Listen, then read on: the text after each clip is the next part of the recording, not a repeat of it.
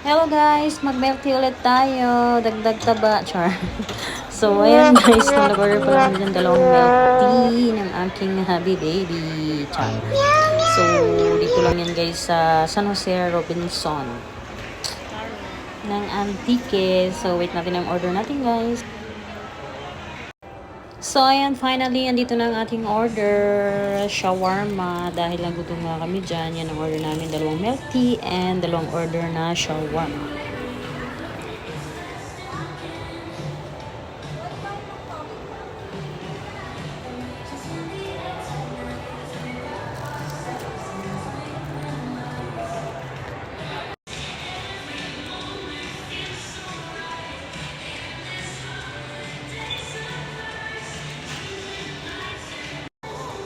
So, ayan guys, ito pala yung order ko, kanin niya na shawarma yung parang ulam. Ngayon palang ganyan. Akala ko yung shawarma yung parang tinapay. Kagaya niya, yung kay babe na order. Yan, kinakain niya na nga eh. So, yan yung order niya sa akin kasi kanin kasi nga. Alam niyo naman, baka mabawasan yung aking taba. So, ayan nga, no, ang sarap-sarap ng kain ng aking habibi dyan. Ang sarap-sarap.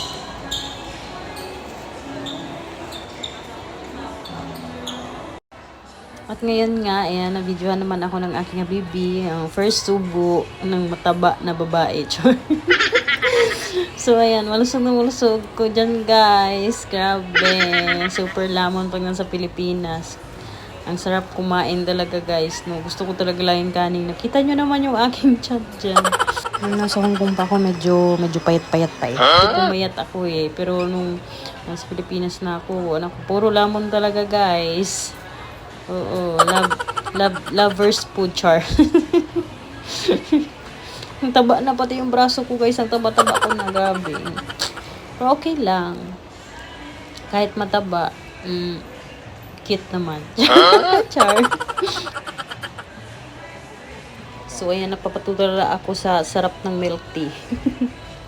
Paano naman hindi tataba? Puro matamis yung kinakain, kanin, o diba? So, ayan na naman aking video. Thank you so much for watching. Bye!